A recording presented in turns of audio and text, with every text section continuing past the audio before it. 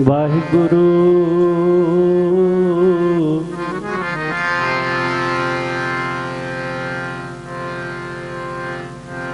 ਚਰਨ ਤਪਰਸ ਕੀ ਅਥ,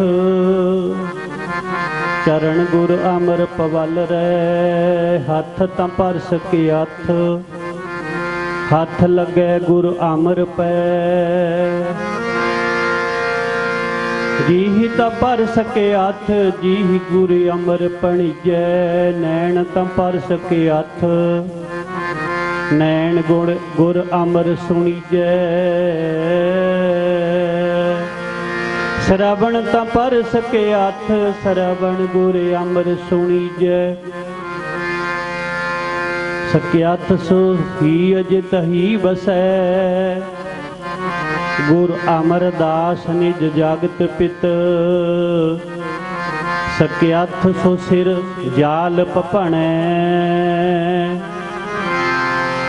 ਜੋ ਸਿਰ ਨਿਵੈ ਗੁਰ ਅਮਰ ਨਿਤ। ਪੈਰ ਹੁੰਦੇ ਨੇ ਸੁਹਾਵੇ ਸੱਚੇ ਪਾਤਸ਼ਾਹ। ਚਰਨ ਤੇਰੀ ਆਇਆ ਚੱਲ ਕੇ। ਪੈਰ ਹੁੰਦੇ ਨੇ ਸੁਹਾਵੇ ਸੱਚੇ ਪਾਤਸ਼ਾਹ। ਚਰਨ ਤੇਰੀ ਆਇਆ ਚੱਲ ਕੇ। ਹੁੰਦੇ ਨੇ ਸੁਹਾਵੇ ਸੱਚੇ ਪਾਤਸ਼ਾਹ। ਚਰਨ ਤੇਰੀ ਆਇਆ ਚੱਲ ਕੇ। ਪੈਰ ਹੁੰਦੇ ਨੇ ਸੁਹਾਵੇ ਸੱਚੇ ਪਾਤਸ਼ਾਹ। ਚਰਨ ਤੇਰੀ ਆਇਆ ਚੱਲ ਕੇ। ਪੈਰ ਹੁੰਦੇ ਨੇ ਸੁਹਾਵੇ ਸੱਚੇ ਪਾਤਸ਼ਾਹ। ਚਰਨ ਤੇਰੀ ਆਇਆ ਚੱਲ ਕੇ। ਪੈਰ ਹੁੰਦੇ ਨੇ ਸੁਹਾਵੇ ਸੱਚੇ ਪਾਤਸ਼ਾਹ। ਚਰਨ ਤੇਰੀ ਆਇਆ ਚੱਲ ਕੇ। ਪੈਰ ਹੁੰਦੇ ਨੇ ਸੁਹਾਵੇ ਸੱਚੇ ਪਾਤਸ਼ਾਹ। ਸੁਹਾਵੇ ਸੱਚੇ ਪਾਤਸ਼ਾਹ। ਚਰਨ ਤੇਰੀ ਆਈਏ ਚੱਲ ਕੇ। ਪੈਰ ਹੁੰਦੇ ਨੇ ਸੁਹਾਵੇ ਸੱਚੇ ਪਾਤਸ਼ਾਹ। ਚਰਨ ਤੇਰੀ ਆਈਏ ਚੱਲ ਕੇ। ਪੈਰ ਹੁੰਦੇ ਨੇ ਸੁਹਾਵੇ ਸੱਚੇ ਪਾਤਸ਼ਾਹ। ਚਰਨ ਤੇਰੀ ਆਈਏ ਸਾਰੇ ਬੋਲਿਆ ਕਰੋ ਜੀ। ਪੈਰ ਹੁੰਦੇ ਨੇ ਸੁਹਾਵੇ ਸੱਚੇ ਪਾਤਸ਼ਾਹ। ਚਰਨ ਤੇਰੀ ਆਈਏ ਬੋਲੋ ਜੀ ਭੈਣੋ। ਪੈਰ ਹੁੰਦੇ ਨੇ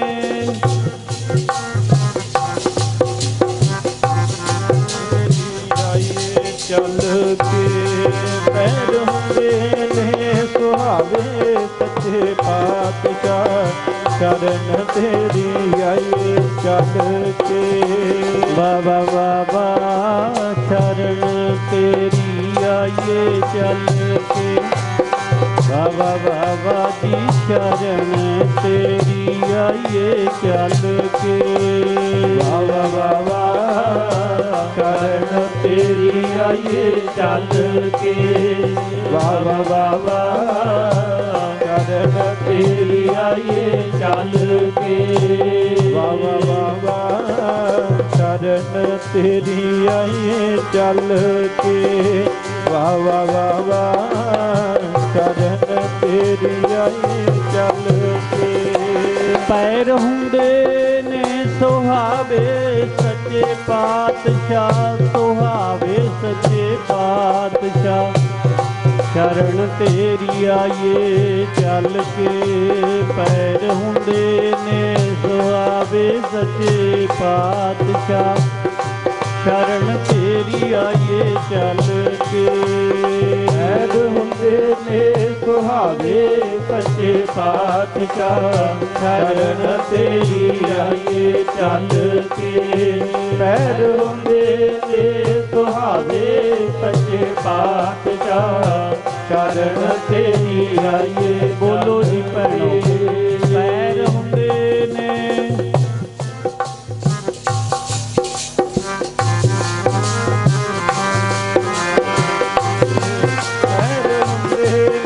ਸੁਹਾਵੇ ਸੱਚੇ ਪਾਤਸ਼ਾਹ। ਚਰਨ ਤੇਰੀ ਆਈਏ ਚੱਲ ਕੇ। ਪ੍ਰਭ ਸੁਹਾਵੇ ਜਾ ਤਉ ਧਿਰ ਜੁਲਦੇ ਸੀਸ ਸੁਹਾਵਾ ਚਰਣੀ ਮੁਖ ਸੁਹਾਵਾ ਜਾ ਤਉ ਜਸ ਗਾਵੇ ਜਿਉ ਪਿਆ ਤੋ ਚਰਣੀ ਪੈਰ ਹੁੰਦੇ ਨੇ ਸੁਹਾਵੇ ਸੱਚੇ ਪਾਤਸ਼ਾਹ ਚਰਨ ਤੇਰੀ ਆਈਏ ਚੱਲ ਕੇ ਪੈਰ ਹੁੰਦੇ ਨੇ ਸੁਹਾਵੇ ਸੱਚੇ ਪਾਤਸ਼ਾਹ ਚਰਨ ਤੇਰੀ ਆਈਏ ਚੱਲ ਕੇ ਪੈਰ ਹੁੰਦੇ ਨੇ ਸੁਹਾਵੇ ਸੱਚੇ ਪਾਤਸ਼ਾਹ ਚਰਨ ਤੇਰੀ ਆਈਏ ਚੱਲ ਕੇ ਪੈਰ ਹੁੰਦੇ ਨੇ ਸੁਹਾਵੇ ਸੱਚੇ ਪਾਤਸ਼ਾਹ ਚਰਨ ਤੇਰੀ ਆਈਏ ਚੱਲ ਕੇ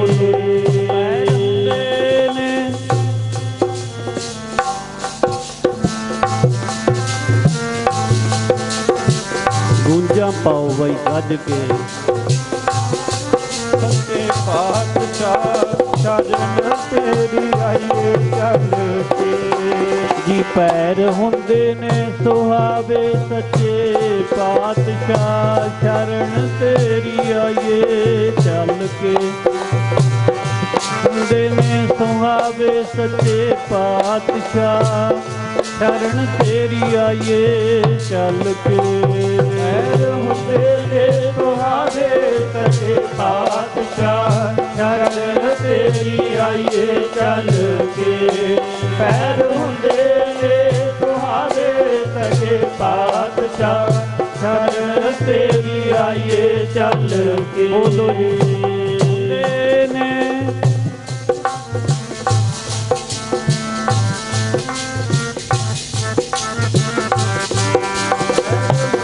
ਨੇ ਸੁਹਾਵੇ ਸੱਚੇ ਪਾਤਸ਼ਾਹ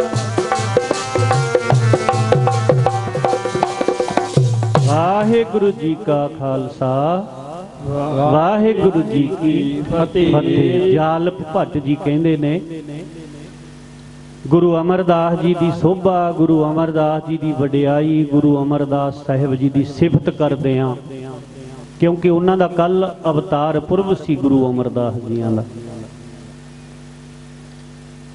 ਗੁਰੂ ਅਮਰਦਾਸ ਜੀਆਂ ਦਾ 15 ਮਈ ਨੂੰ ਅਵਤਾਰ ਪੁਰਬ ਸੀ। ਭੱਟ ਜਾਲਪ ਜੀ ਜਿਹੜੇ 11 ਭੱਟਾਂ ਦੀ ਬਾਣੀ ਹੈ ਗੁਰੂ ਗ੍ਰੰਥ ਸਾਹਿਬ ਜੀ ਦੇ ਅੰਦਰ, ਉਹਨਾਂ 11 ਭੱਟਾਂ ਦੇ ਵਿੱਚੋਂ ਇੱਕ ਭੱਟ ਦਾ ਨਾਂ ਹੈ ਜਾਲਪ। ਜਾਲਪਾ ਭੱਟ ਜੀ ਕਹਿੰਦੇ ਨੇ, ਫਰਮਾਨ ਕਰਦੇ ਹਨ, ਚਰਨ ਤਾਂ ਪਰ ਸਕੇ ਹੱਥ ਚਰਨ ਗੁਰ ਅਮਰ ਪਵਲ ਰਹਿ। ਕਹਿੰਦੇ ਉਹ ਚਰਨ, ਉਹ ਪੈਰ ਸਕਾਰਥੇ ਨੇ, ਉਹ ਪਵਿੱਤਰ ਨੇ ਜਿਹੜੇ ਗੁਰੂ ਅਮਰਦਾਸ ਦੀ ਸ਼ਰਨ ਦੇ ਵਿੱਚ ਆਉਂਦੇ ਨੇ ਚੱਲ ਕੇ। ਚਰਨ ਤਾਂ ਪਰ ਸਕੇ ਹੱਥ, ਸਕੇ ਹੱਥ ਮਤਲਬ ਸਕਾਰਥੇ। ਚਰਨ ਤਾਂ ਪਰ ਸਕੇ ਹੱਥ ਚਰਨ ਗੁਰ ਅਮਰ ਪਵਲ ਰਹਿ। ਹੱਥ ਤਾਂ ਪਰ ਸਕੇ ਹੱਥ, ਹੱਥ ਲੱਗੈ ਗੁਰ ਅਮਰ ਪੈ।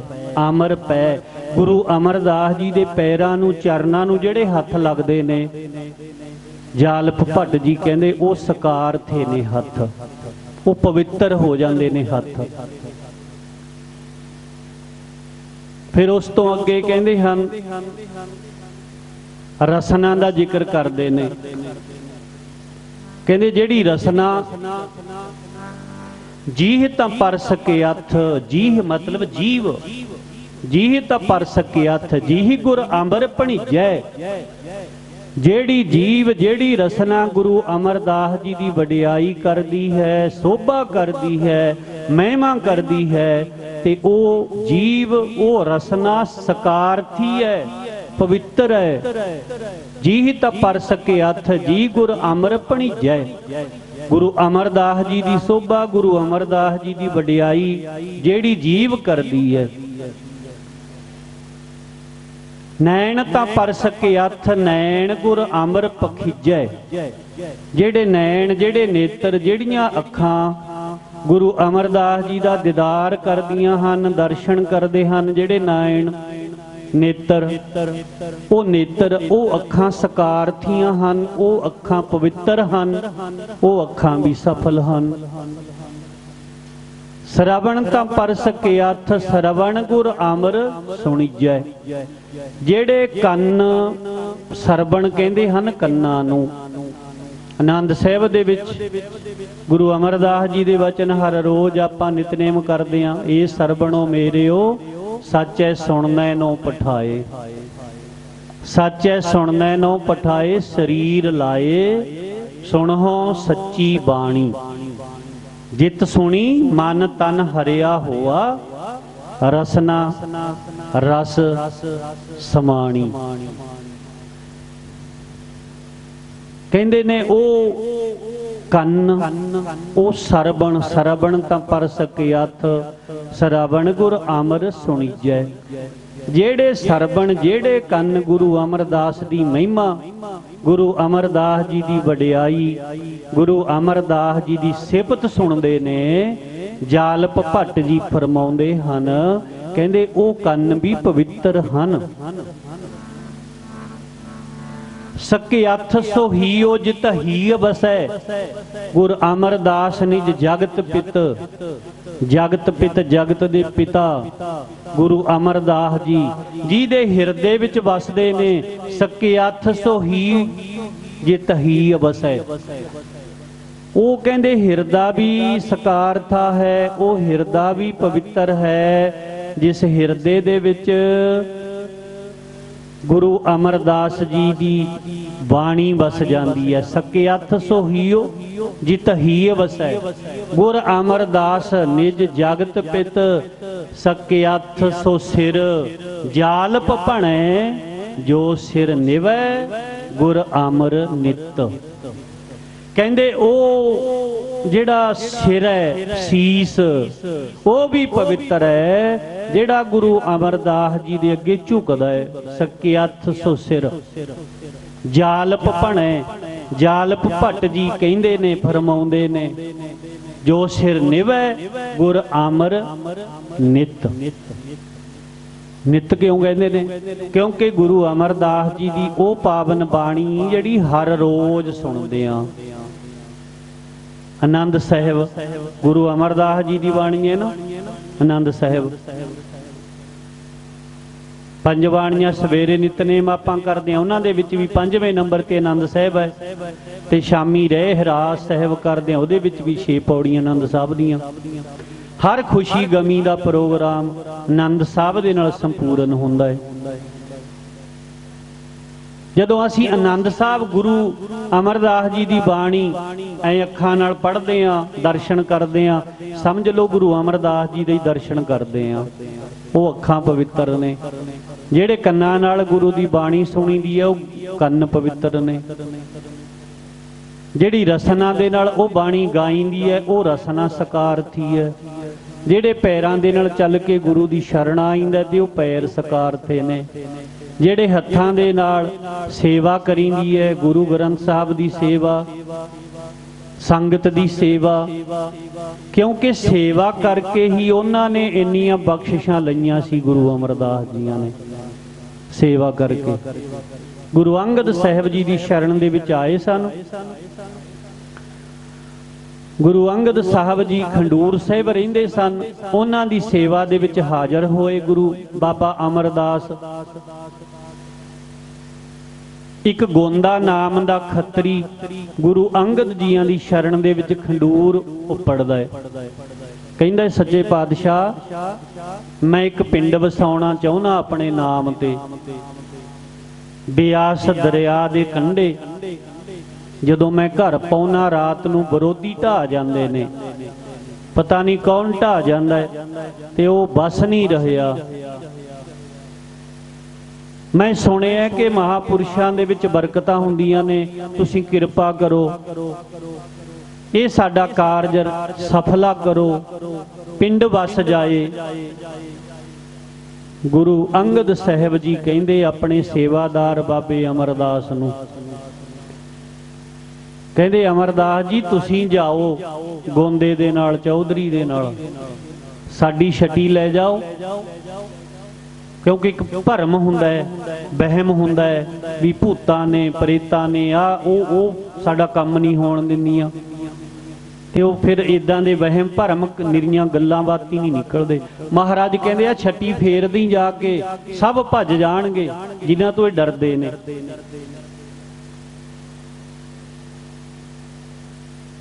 ਬਾਬਾ ਅਮਰਦਾਸ ਜੀ ਆ ਜਾਂਦੇ ਨੇ ਜਿੱਥੇ ਅੱਜ ਕੱਲ ਗੋਇੰਦਵਾਲ ਸਾਹਿਬ ਵਸਿਆ, ਤੇ ਛੱਟੀ ਫੇਰੀ ਅੱਧਾ ਪਿੰਡ ਅਰਦਾਸ ਕਰਾਈ।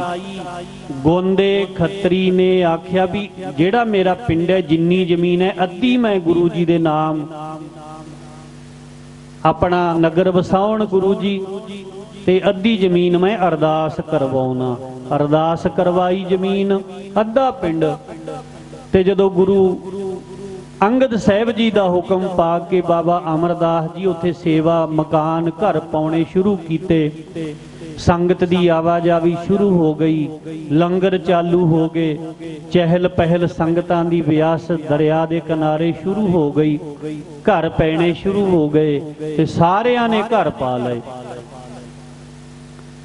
ਤੇ ਗੁਰੂ ਅੰਗਦ ਸਾਹਿਬ ਜੀ ਦੇ ਦਰਸ਼ਨ ਦੀਦਾਰ ਕਰਕੇ ਆਉਂਦੇ ਰਹੇ, ਜਾ ਕੇ ਆਪਣਾ ਖਡੂਰ ਸਾਹਿਬ ਦਰਸ਼ਨ ਦੀਦਾਰ ਕਰਦੇ ਰਹੇ। ਫਿਰ ਜਦੋਂ ਗੁਰੂ ਅੰਗਦ ਸਾਹਿਬ ਜੀਆਂ ਨੇ ਸੇਵਾ ਤੇ ਪ੍ਰਸੰਨ ਖੁਸ਼ ਹੋ ਕੇ ਗੁਰਿਆਈ ਗੁਰਤਾ ਗੱਦੀ ਬਾਬੇ ਅਮਰਦਾਸ ਨੂੰ ਦੇ ਕੇ ਨਾ ਬਖਸ਼ ਕੇ ਗੁਰੂ ਅਮਰਦਾਸ ਬਣਾ ਦਿੱਤਾ। ਗੁਰੂ ਅੰਗਦ ਸਾਹਿਬ ਜੀ ਜੋਤੀ ਜੋਤ ਸਮਾ ਗਏ। ਫਿਰ ਬਾਬਾ ਅਮਰਦਾਸ ਗੁਰੂ ਅਮਰਦਾਸ ਜੀ ਬਣ ਗਏ, ਸੁਤੰਤਰ ਗੁਰੂ ਬਣ ਗਏ। ਗੋਇੰਦਵਾਲ ਸਾਹਿਬ ਦੇ ਵਿੱਚ ਰਹਿ ਕੇ ਸੰਗਤਾਂ ਦਾ ਭਲਾ ਕਰਦੇ ਨੇ, ਸੇਵਾ ਕਰਾਉਂਦੇ ਨੇ, ਸਤਸੰਗ ਹੁੰਦਾ, ਲੰਗਰ ਚੱਲਦੇ ਨੇ। ਤੇ ਜਿਹੜੀਆਂ ਸੰਗਤਾਂ ਗੁਰੂ ਅੰਗਦ ਸਾਹਿਬ ਨੂੰ ਮੱਥਾ ਟੇਕ ਨਮਸਕਾਰਾਂ ਕਰਦੀਆਂ ਸਨ, ਉਹੀ ਸੰਗਤਾਂ ਗੋਇੰਦਵਾਲ ਸਾਹਿਬ ਆਉਣੀਆਂ ਸ਼ੁਰੂ ਹੋਈਆਂ ਵੀ ਗੁਰੂ ਅਮਰਦਾਸ ਜੀ ਗੁਰੂ ਨਾਨਕ ਸਾਹਿਬ ਦੀ ਗੱਦੀ ਤੇ ਤੀਜੇ ਗੁਰੂ ਨੇ। ਤੇ ਗੁਰੂ ਅਮਰਦਾਸ ਜੀ ਦੀ ਜੈ ਜੈਕਾਰ ਹੁੰਦੀ ਹੈ, ਵਡਿਆਈ ਹੋ ਰਹੀ ਹੈ, ਸੋਭਾ ਹੋ ਰਹੀ ਹੈ। ਹਰ ਮਨ ਤਨ ਵਸਿਆ ਸੋਈ, ਜੈ ਜੈਕਾਰ ਕਰੇ ਸਭ ਕੋਈ, ਗੁਰ ਪੂਰੇ ਕੀ ਵਡਿਆਈ, ਤਾ ਕੀ ਮਹਿਮਾ ਕਹੀ ਨਾ ਜਾਈ। ਗੁਰੂ ਅਮਰਦਾਸ, ਧੰਨ ਗੁਰੂ ਅਮਰਦਾਸ, ਧੰਨ ਗੁਰੂ ਅਮਰਦਾਸ। ਗੁਰੂ ਅਮਰਦਾਸ ਜੀ ਦੀ ਸੋਭਾ, ਗੁਰੂ ਅਮਰਦਾਸ ਜੀ ਦੀ ਵਡਿਆਈ ਹੁੰਦੀ ਵੇਖ ਕੇ ਜਿਹੜਾ ਗੁਰੂ ਅਮਰਦਾਸ ਜੀ ਨੂੰ ਲੈ ਕੇ ਆਇਆ ਸੀ ਬਾਬੇ ਅਮਰਦਾਸ ਦੇ ਰੂਪ ਵਿੱਚ ਗੋਂਦਾ ਖੱਤਰੀ, ਉਹੀ ਸੜਨ ਲੱਗ ਗਿਆ। ਉਸੇ ਦੇ ਮਨ ਦੇ ਵਿੱਚ ਇਦਾਂ ਦੇ ਵਿਚਾਰ ਆਉਣ ਲੱਗ ਗਏ ਵੀ ਮੈਂ ਵੀ ਖੱਤਰੀ ਤੇ ਗੁਰੂ ਵੀ ਖੱਤਰੀ, ਮੇਰੇ ਵੀ ਬੱਚੇ ਗੁਰੂ ਦੇ ਵੀ ਬੱਚੇ, ਮੇਰੇ ਵਿੱਚ ਤੇ ਗੁਰੂ ਵਿੱਚ ਕੀ ਫਰਕ ਹੋਇਆ। ਤੇ ਇਹਨਾਂ ਨੂੰ ਲੋਕੀ ਮੱਥਾ ਟੇਕਦੇ ਨੇ, ਚੜਾਵੇ ਚੜਾਉਂਦੇ ਨੇ। ਇਦਾਂ ਦੇ ਵਿਚਾਰ ਖਿਆਲ ਗੋਂਦੇ ਦੇ ਮਨ ਵਿੱਚ ਆਉਣ ਲੱਗ ਗਏ। ਫਿਰ ਉਹਨੇ ਹੋਰ ਜਿਹੜਾ ਉਹਦਾ ਸਰੀਕਾ ਕਬੀਲਾ ਸੀ ਉਹ ਵੀ ਨਾਲ ਲਾ ਲਿਆ। ਕਹਿੰਦੇ ਦੇਖੋ ਭਰਾਵੋ, ਤੇ ਇਹ ਵੀ ਆਪਣੇ ਵਰਗਾ ਹੀ ਹੈ, ਗੁਰੂ ਨੂੰ ਆਪਣੇ ਵਰਗਾ ਜਾਣਦਾ ਹੈ। ਆਪਣੇ ਵਿੱਚ ਤੇ ਅਮਰਦਾਸ ਵਿੱਚ ਕੀ ਫਰਕ ਹੈ। ਆਪਾਂ ਵੀ ਬਾਲ ਬੱਚੇਦਾਰ ਹਾਂ ਤੇ ਗੁਰੂ ਵੀ ਬਾਲ ਬੱਚੇਦਾਰ ਹੈ, ਪਰ ਇਹਦੀ ਲੋਕ ਸੋਭਾ ਕਰਦੇ ਨੇ, ਵਡਿਆਈ ਕਰਦੇ ਨੇ, ਮਹਿਮਾ ਕਰਦੇ ਨੇ। ਇਹ ਤਾਂ ਬਰਦਾਸ਼ਤ ਕਰਨੀ ਔਖੀ ਹੈ। ਕੁਝ ਸੇਖਾਂ ਦੇ ਘਰ ਸੀ, ਸੇਖਾਂ ਦੇ ਘਰ ਸਨ ਗੋਇੰਦਵਾਲ ਦੇ ਵਿੱਚ, ਕੁਝ ਇਹ ਮਰਵਾਹੇ ਖੱਤਰੀਆਂ ਦੇ ਘਰ ਸਨ। ਦੋਨੇ ਹੀ ਇਹ ਸਾਰੇ ਨਾ ਸੰਗਤਾਂ ਤਾਂ ਦੂਣ ਸਵਾਈਆਂ ਆਉਂਦੀਆਂ ਨੇ, ਪਰ ਇਹਨਾਂ ਦੇ ਮਨ ਵਿੱਚ ਖੁਣਸ, ਇਹਨਾਂ ਦੇ ਮਨ ਦੇ ਵਿੱਚ ਵਿਰੋਧਾ ਭਾਵ ਜਾਗ ਪਿਆ। ਗੁਰੂ ਅਮਰਦਾਸ ਜੀ ਦੀ ਸੋਭਾ ਵਡਿਆਈ ਵੇਖ ਕੇ। ਤੇ ਦੂਜਾ ਕਾਰਨ ਸੀ ਇਹਨਾਂ ਦਾ, ਜਿਹੜਾ ਗੁਰੂ ਸਦਾਉਂਦਾ ਸੀ ਉਹ ਤਪਾ ਸੀ ਗੋਇੰਦਵਾਲ ਦੇ ਵਿੱਚ। ਉਹ ਲੋਕਾਂ 'ਚ ਏਦਾਂ ਪ੍ਰਚਾਰ ਕਰਿਆ ਕਰੇ, ਤਪਾ ਕਹਿਆ ਕਰੇ ਵੀ ਤਾਂ ਗ੍ਰਿਸ਼ਤੀ ਬਣ ਕੇ, ਖੱਤਰੀ ਬਣ ਕੇ ਮੱਥਾ ਟਿਕਾਉਂਦੇ ਲੋਕਾਂ ਤੋਂ, ਸੰਗਤਾਂ ਤੋਂ। ਇਹ ਤਾਂ ਚੰਗਾ ਨਹੀਂ। ਆਪ ਮੰਤਰ ਜੰਤਰ ਕਰਕੇ ਏਦਾਂ ਦੇ ਤਾਗੇ ਤਬੀਤ ਕਰ ਕਰਕੇ ਦਿਆ ਕਰੇ ਲੋਕਾਂ ਨੂੰ। ਤੇ ਗੁਰੂ ਅਮਰਦਾਸ ਜੀ ਦੇ ਵਿਰੁੱਧ ਕੁਫਰ ਤੋਲਿਆ ਕਰੇ। ਇਹ ਸਾਰੇ ਜਿਹੜੇ ਬਚਨ ਨੇ ਨਾ, ਇਹ ਜਿਹੜੇ ਸਾਰੇ ਬਚਨ ਨੇ, ਇਹ ਗੁਰਬਾਣੀ ਦੇ ਵਿੱਚ ਦਰਜ ਨੇ। ਗੁਰਬਾਣੀ ਦੇ ਵਿੱਚ, ਗੁਰਬਾਣੀ ਦੇ ਵਿੱਚ ਦਰਜ ਹਨ। ਤਪੇ ਦੀ ਜ਼ਿਕਰ, ਤਪੇ ਦੀ ਵਾਰਤਾ ਵੀ ਗੁਰਬਾਣੀ ਦੇ ਵਿੱਚ ਹੈ ਲਿਖੀ ਹੋਈ। ਤੇ ਇਹ ਜਿਹੜੇ ਸੇਖ ਸਨ, ਇਹਨਾਂ ਦਾ ਜ਼ਿਕਰ, ਇੱਧਰ ਧਿਆਨ ਦਿਓ ਬਈ ਪਿਆਰਿਓ, ਇੱਧਰ ਦੇਖੋ ਉਧਰ ਕੁਝ ਨਹੀਂ। ਤੇ ਉਹਨਾਂ ਦਾ ਵੀ ਜ਼ਿਕਰ ਗੁਰੂ ਗ੍ਰੰਥ ਸਾਹਿਬ ਦੀ ਬਾਣੀ ਦੇ ਵਿੱਚ ਮਹਾਰਾਜ ਨੇ ਲਿਖਿਆ। ਸੇਖਾ ਚੌ ਚੱਕਿਆ ਚੌਬਾਇਆ, ਇਹ ਮਨ ਇਕਤ ਘਰ ਆਣ, ਇਹੜ ਤੇਹੜ ਛੱਡ ਤੂੰ ਗੁਰ ਕਾ ਸ਼ਬਦ ਪਛਾਣ। ਸਤਿਗੁਰ ਅੱਗੇ ਢਹਿ ਪਉ, ਸਭ ਕਿਛ ਜਾਣੀ ਜਾਣ। ਉਹਨਾਂ ਸੇਖਾਂ ਦਾ ਜ਼ਿਕਰ ਵੀ ਤੇ ਉਸ ਤਪੇ ਦਾ ਜ਼ਿਕਰ ਵੀ ਕੀਤਾ ਹੋਇਆ। ਸੋ ਸਾਧ ਸੰਗਤ ਜੀ, ਏਦਾਂ ਵਡਿਆਈ ਸੁਣ ਕੇ, ਕਿਉਂਕਿ ਇਹ ਚਾਰ ਨਦੀਆਂ ਅੱਗ ਦੀਆਂ ਵਗਦੀਆਂ ਨੇ ਸਮਾਜ ਵਿੱਚ, ਦੁਨੀਆ ਵਿੱਚ। ਹੰਸ ਹੇਤ ਲੋਭ ਕੋਪ ਚਾਰੇ ਨਦੀਆਂ ਅੱਗ, ਪਵਹਿ ਦੱਜਹਿ ਨਾਨਕਾ ਤਰੀਐ ਕਰਮੀ ਲੱਗ। ਕਹਿੰਦੇ ਚਾਰ ਨਦੀਆਂ ਅੱਗ ਦੀਆਂ ਵਗਦੀਆਂ ਨੇ, ਚਾਰ ਨਦੀ ਅਗਨੀ ਅਸਰਾਲੇ, ਗੁਰਮੁਖ ਬੂਝੈ ਸ਼ਬਦ ਨਿਰਾਲੇ। ਸਾਕਤ ਦੁਰਮਤ ਬੂਢੈ ਦਾਜੈ, ਗੁਰ ਰਾਖੇ ਹਰ ਲਿਵ ਰਾਤਾ ਹੈ। ਤੋ ਚਾਰ ਅੱਗ ਦੀਆਂ ਨਦੀਆਂ ਹਨ। ਹੰਸ ਹੇਤ ਲੋਭ ਕੋਪ, ਕੋਪ ਮਤਲਬ ਕ੍ਰੋਧ, ਅੱਗ ਦੀ ਨਦੀ ਹੈ। ਹੰਸ ਮਤਲਬ ਹਿੰਸਾ। ਹਿੰਸਾ ਵੀ ਦੋ ਪ੍ਰਕਾਰ ਦੀ ਹੈ, ਇੱਕ ਸਰੀਰ ਦੀ ਹਿੰਸਾ ਹੁੰਦੀ ਹੈ ਤੇ ਦੂਸਰੀ ਮਾਨਸਿਕ ਹਿੰਸਾ ਹੁੰਦੀ ਹੈ। ਕਿਸੇ ਨੂੰ ਮਾੜੇ ਬੋਲ ਬੋਲ ਕੇ ਉਹਦਾ ਹਿਰਦਾ ਤਪਾਉਣਾ, ਦੁਖੀ ਕਰਨਾ, ਇੱਕ ਉਹ ਹਿੰਸਾ ਹੁੰਦੀ ਹੈ। ਇੱਕ ਸਰੀਰਕ ਹਿੰਸਾ ਹੁੰਦੀ ਹੈ, ਸਰੀਰ ਖਤਮ ਕਰ ਦੇਣਾ। ਹੰਸ ਹੇਤ, ਹਿਤ ਭਾਵ ਮੋਹ। ਹੰਸ ਹੇਤ ਕੋਪ ਮਤਲਬ ਕ੍ਰੋਧ। ਤੇ ਚੌਥੀ ਹੈ ਲੋਭ ਦੀ ਨਦੀ। ਚਾਰ ਨਦੀ ਅਗਨੀ ਅਸਰਾਲੇ, ਗੁਰਮੁਖ ਬੂਝੈ ਸ਼ਬਦ ਨਿਰਾਲੇ। ਨਿਰਾਲੇ ਮਤਲਬ ਕੋਈ ਕੋਈ ਗੁਰਮੁਖ ਇਸ ਭੇਦ ਨੂੰ ਸਮਝਦਾ ਹੈ, ਕੋਈ ਕੋਈ ਗੁਰਮੁਖ ਗੁਰੂ ਦੇ ਸ਼ਬਦ ਨਾਲ ਜੁੜ ਕੇ ਇਸ ਗੱਲ ਨੂੰ ਜਾਣਦਾ ਹੈ ਵੀ ਜੀਵਾਂ ਦੀ ਹਾਲਤ ਪੈਂਦੇ ਤੇ ਸੜਦੇ ਨੇ ਅਗਨੀ ਦੀਆਂ ਨਦੀਆਂ ਦੇ ਵਿੱਚ। ਪੈਂਦੇ ਤੇ ਸੜਦੇ ਜੀ ਅਗਨੀ ਦੀਆਂ ਨਦੀਆਂ ਦੇ ਵਿੱਚ। ਪੈਂਦੇ ਤੇ ਸੜਦੇ ਜੀ ਅਗਨੀ ਦੀਆਂ ਨਦੀਆਂ ਦੇ ਵਿੱਚ। ਪੈਂਦੇ ਤੇ ਸੜਦੇ ਜੀ ਅਗਨੀ ਦੀਆਂ ਨਦੀਆਂ ਦੇ ਵਿੱਚ। ਪੈਂਦੇ ਤੇ ਸੜਦੇ ਜੀ ਅਗਨੀ ਦੀਆਂ ਨਦੀਆਂ ਦੇ ਵਿੱਚ। ਪੈਂਦੇ ਤੇ ਸੜਦੇ ਜੀ ਅਗਨੀ ਦੀਆਂ ਨਦੀਆਂ ਦੇ ਵਿੱਚ। ਪੈਂਦੇ ਤੇ ਸੜਦੇ ਜੀ, ਪੈਂਦੇ ਤੇ ਸੜਦੇ ਨੇ ਅਗਨੀ ਦੀਆਂ ਨਦੀਆਂ ਦੇ ਵਿੱਚ। ਪੈਂਦੇ ਤੇ ਸੜਦੇ ਨੇ ਅਗਨੀ ਦੀਆਂ ਨਦੀਆਂ ਦੇ ਵਿੱਚ। ਪੈਂਦੇ ਤੇ ਸੜਦੇ ਨੇ ਅਗਨੀ ਦੀਆਂ ਨਦੀਆਂ ਦੇ ਵਿੱਚ। ਪੈਂਦੇ ਤੇ ਸੜਦੇ ਨੇ ਅਗਨੀ ਦੀਆਂ ਨਦੀਆਂ ਦੇ ਵਿੱਚ। ਪੈਂਦੇ ਤੇ ਸੜਦੇ ਨੇ ਅਗਨੀ ਦੀਆਂ ਨਦੀਆਂ ਦੇ ਵਿੱਚ। ਪੈਂਦੇ ਤੇ ਸੜਦੇ ਨੇ ਅਗਨੀ ਦੀਆਂ ਨਦੀਆਂ ਦੇ ਵਿੱਚ। ਅਗਨੀ ਦੀਆਂ ਨਦੀਆਂ ਦੇ ਵਿੱਚ। ਅਗਨੀ ਦੀਆਂ ਨਦੀਆਂ ਦੇ ਵਿੱਚ। ਅਗਨੀ ਦੀਆਂ ਨਦੀਆਂ ਦੇ ਵਿੱਚ। ਅਗਨੀ ਦੀਆਂ ਨਦੀਆਂ ਦੇ ਵਿੱਚ। ਅਗਨੀ ਦੀਆਂ ਨਦੀਆਂ ਦੇ ਵਿੱਚ। ਅਗਨੀ ਦੀਆਂ ਨਦੀਆਂ ਦੇ ਵਿੱਚ। ਅਗਨੀ ਦੀਆਂ ਨਦੀਆਂ ਦੇ ਵਿੱਚ। ਅਗਨੀ ਦੀਆਂ ਨਦੀਆਂ ਦੇ ਵਿੱਚ। ਅਗਨੀ ਦੀਆਂ ਨਦੀਆਂ ਦੇ ਵਿੱਚ। ਅਗਨੀ ਦੀਆਂ ਨਦੀਆਂ ਦੇ ਵਿੱਚ।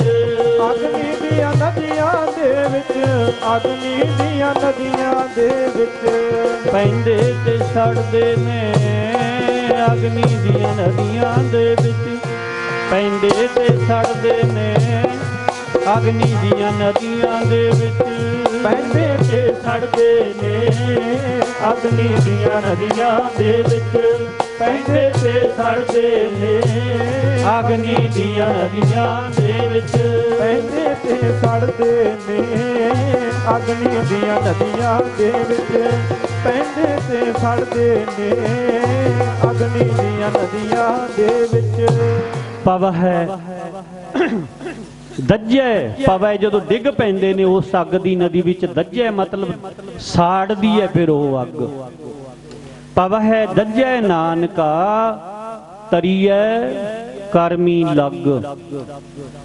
ਲੱਗ ਗੁਰੂ ਦੇ ਚਰਨੀ ਲੱਗ ਕੇ ਬਾਣੀ ਦੇ ਚਰਨੀ ਬਾਣੀ ਨਾਲ ਜੁੜ ਕੇ ਜਿਵੇਂ ਕਿਸੇ ਜੰਗਲ ਨੂੰ ਅੱਗ ਲੱਗ ਗਈ ਹੋਵੇ ਜੰਗਲ ਨੂੰ ਜਦੋਂ ਅੱਗ ਲੱਗਦੀ ਹੈ ਤੇ ਸਾਰੇ ਰੁੱਖ ਸੜ ਜਾਂਦੇ ਨੇ ਪੰਛੀ ਵੀ ਸੜ ਜਾਂਦੇ ਨੇ ਜਾਨਵਰ ਵੀ ਸੜ ਜਾਂਦੇ ਨੇ ਉਸ ਜੰਗਲ ਦੇ ਵਿੱਚ ਇੱਕ ਨਦੀ ਵਗਦੀ ਹੈ ਪਾਣੀ ਦੀ ਭਰੀ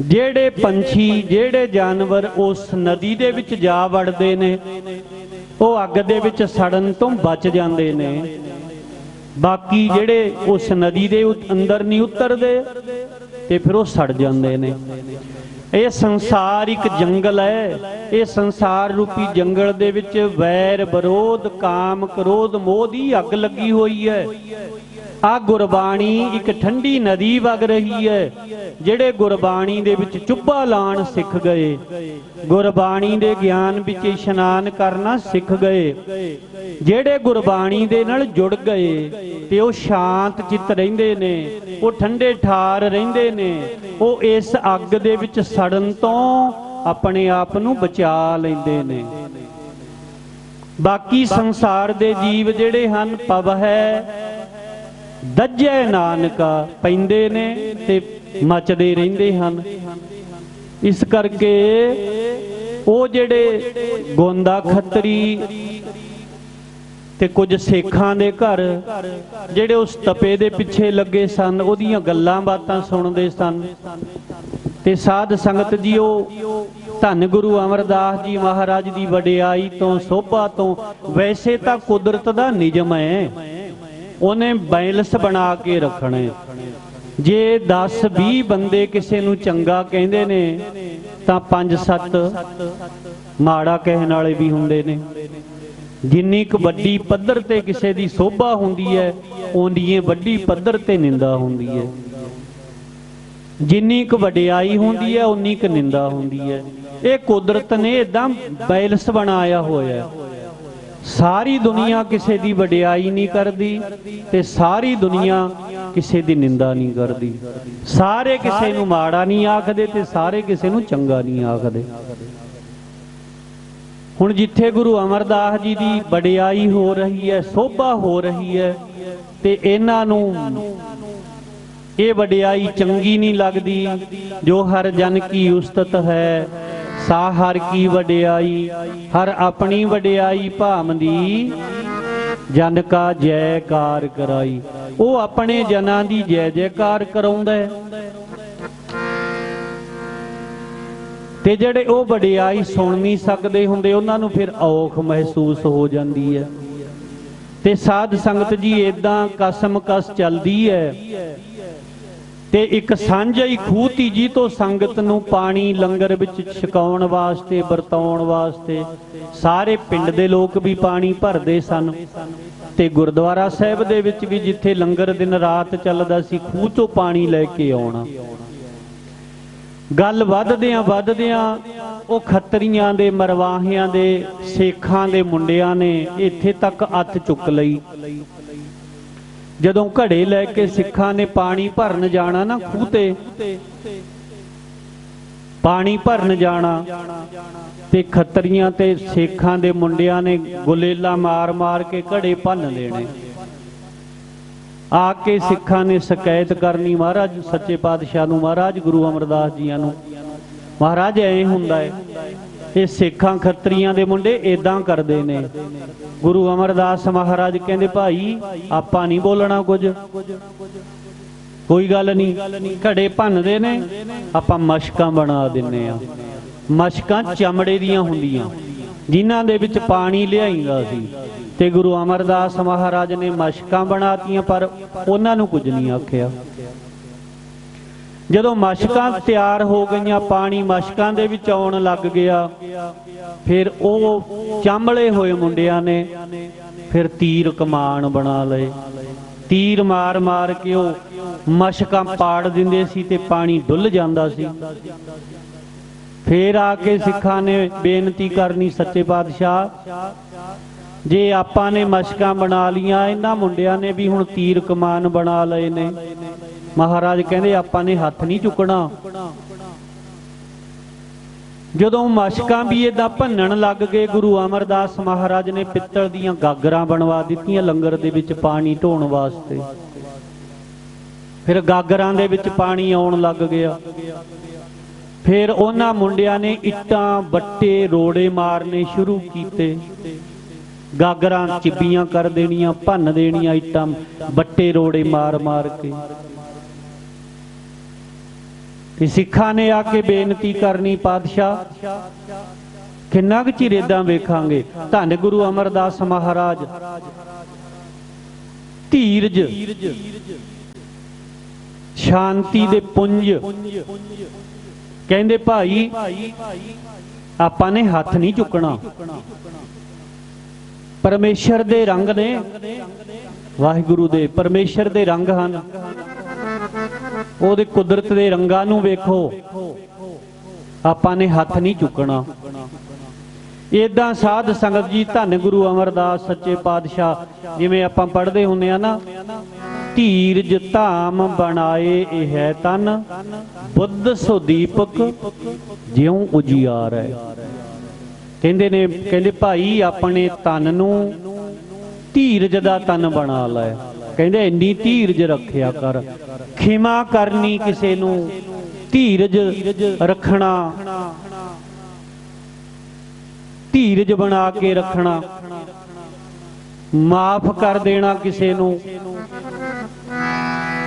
ਇਹ ਵੱਡੀ ਤਪੱਸਿਆ ਹੈ। ਬਣਾ ਲੈ ਪਿਆਰਿਆ ਧੀਰਜ ਧਾਮ ਤਾਨੇ ਆਪਣਾ, ਬਣਾ ਲੈ ਪਿਆਰਿਆ ਧੀਰਜ ਧਾਮ ਤਾਨੇ ਆਪਣਾ। ਬਣਾ ਲੈ ਪਿਆਰਿਆ ਧੀਰਜ ਧਾਮ ਤਾਨੇ ਆਪਣਾ, ਬਣਾ ਲੈ ਪਿਆਰਿਆ ਧੀਰਜ ਧਾਮ ਤਾਨੇ ਆਪਣਾ। ਬਣਾ ਲੈ ਪਿਆਰਿਆ ਧੀਰਜ ਧਾਮ ਤਾਨੇ ਆਪਣਾ, ਬਣਾ ਲੈ ਪਿਆਰਿਆ ਧੀਰਜ ਧਾਮ ਤਾਨੇ ਆਪਣਾ। ਬਣਾ ਲੈ ਪਿਆਰਿਆ ਧੀਰਜ ਧਾਮ ਤਾਨੇ ਆਪਣਾ, ਬਣਾ ਲੈ ਪਿਆਰਿਆ ਧੀਰਜ ਧਾਮ ਤਾਨੇ ਆਪਣਾ। ਬਣਾ ਲੈ ਪਿਆਰਿਆ ਧੀਰਜ ਧਾਮ ਤਾਨੇ ਆਪਣਾ, ਬਣਾ ਲੈ ਪਿਆਰਿਆ ਧੀਰਜ ਧਾਮ ਤਾਨੇ ਆਪਣਾ। ਬਣਾ ਲੈ ਪਿਆਰਿਆ ਧੀਰਜ ਧਾਮ ਤਾਨੇ ਆਪਣਾ, ਬਣਾ ਲੈ ਪਿਆਰਿਆ ਧੀਰਜ ਧਾਮ ਤਾਨੇ ਆਪਣਾ। ਧਾਮ ਤਾਨੇ ਆਪਣਾ, ਧਾਮ ਤਾਨੇ ਧੀਰਜ ਧਾਮ ਤਾਨੇ ਆਪਣਾ, ਧਾਮ ਤਾਨੇ ਆਪਣਾ। ਧਾਮ ਤਾਨੇ ਆਪਣਾ, ਧਾਮ ਤਾਨੇ ਆਪਣਾ, ਧੀਰਜ ਧਾਮ ਤਾਨੇ ਆਪਣਾ, ਧਾਮ ਤਾਨੇ ਆਪਣਾ। ਧਾਮ ਤਾਨੇ ਆਪਣਾ, ਧਾਮ ਤਾਨੇ ਆਪਣਾ, ਧੀਰਜ ਧਾਮ ਤਾਨੇ ਆਪਣਾ, ਧਾਮ ਤਾਨੇ ਆਪਣਾ। ਬਣਾ ਲੈ ਪਿਆਰਿਆ ਧੀਰਜ ਧਾਮ ਤਾਨੇ ਆਪਣਾ, ਬਣਾ ਲੈ ਪਿਆਰਿਆ ਧੀਰਜ ਧਾਮ ਤਾਨੇ ਆਪਣਾ। ਬਣਾ ਲੈ ਪਿਆਰਿਆ ਧੀਰਜ ਧਾਮ ਤਾਨੇ ਆਪਣਾ, ਬਣਾ ਲੈ ਪਿਆਰਿਆ ਧੀਰਜ ਧਾਮ ਤਾਨੇ ਆਪਣਾ। ਬਣਾ ਲੈ ਪਿਆਰਿਆ ਧੀਰਜ ਧਾਮ ਤਾਨੇ ਆਪਣਾ, ਬਣਾ ਲੈ ਪਿਆਰਿਆ ਧੀਰਜ ਧਾਮ ਤਾਨੇ ਆਪਣਾ। ਧੰਨ ਜਿਉ ਤਹਿ ਕੋ ਜਗ ਮੈਂ ਮੁਖ ਤੇ ਹਰ ਚਿਤ ਮੈਂ ਜੁਦ ਵਿਚਾਰੈ।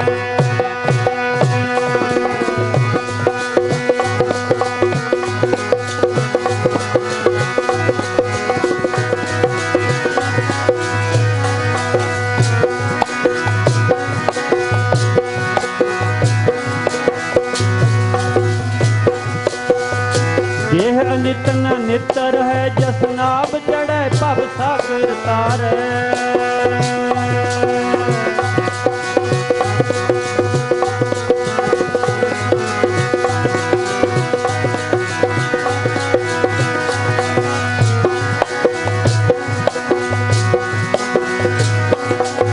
ਧੀਰਜ ਤਾਮ ਬਣਾਏ ਇਹ ਤਨ ਬੁੱਧ ਸੋ ਦੀਪਕ ਜਿਉ ਉਜਿਆਰੈ।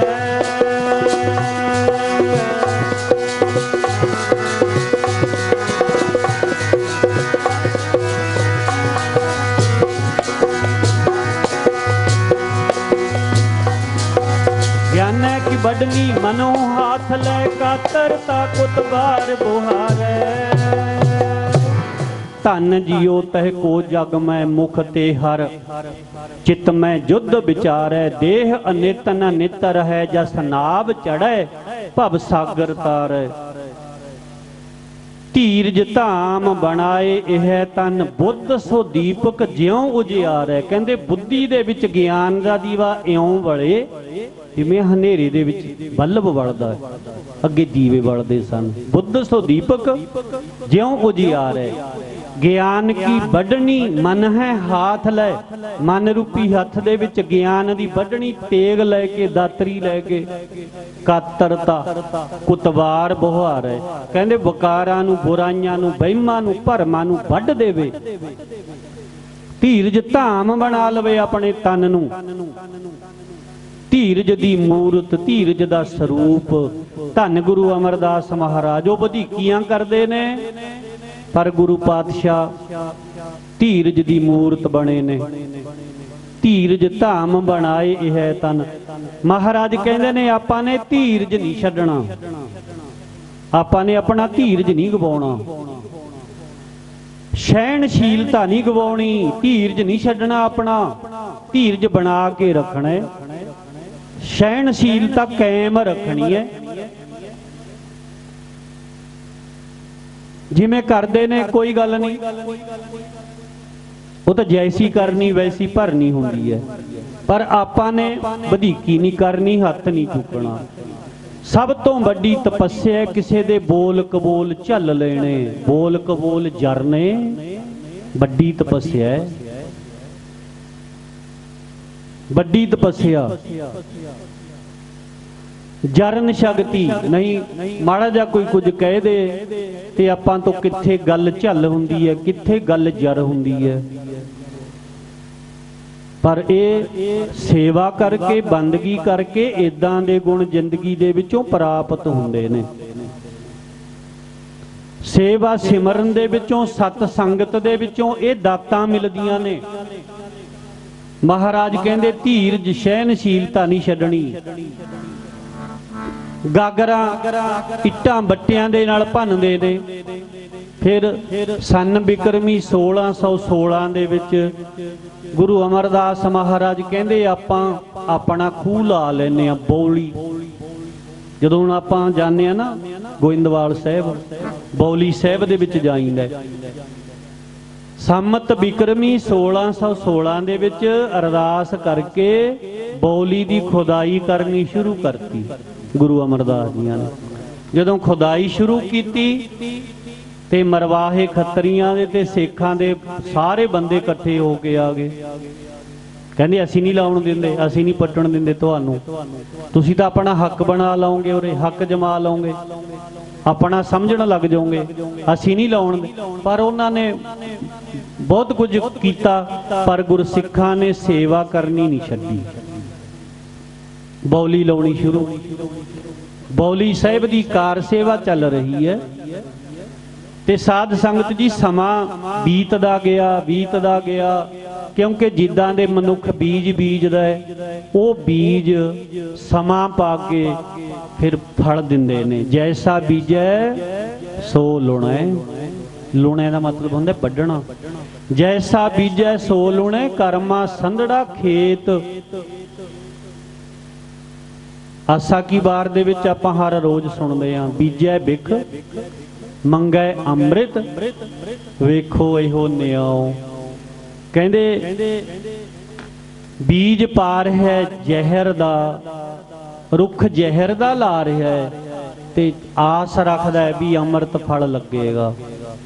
ਫਰੀਦਾ ਲੋੜ ਹੈ ਦਾਖ ਬਜੂਰੀਆਂ, ਕੀਕਰ ਬੀਜੈ ਜੱਟ, ਹੰਡੈ ਉੱਨ ਕਤਾਏ ਦਾ, ਪੈਦਾ ਲੋੜ ਹੈ ਪੱਟ।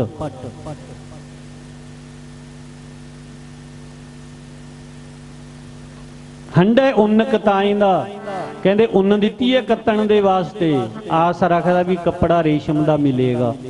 ਇਦਾਂ ਨਹੀਂ ਹੁੰਦਾ, ਕਿੱਕਰਾਂ ਦੇ ਬੀਜ ਬੀਜਾਂਗੇ ਤਾਂ ਤੁੱਕੇ ਹੀ ਲੱਗਣੇ ਨੇ, ਸੂਲੇ ਹੀ ਨਿਕਲਣੀਆਂ ਨੇ, ਬਜੋਰੀ ਦਾਖਾਂ ਨਹੀਂ ਲੱਗਣੀਆਂ ਕਿੱਕਰਾਂ ਨੂੰ।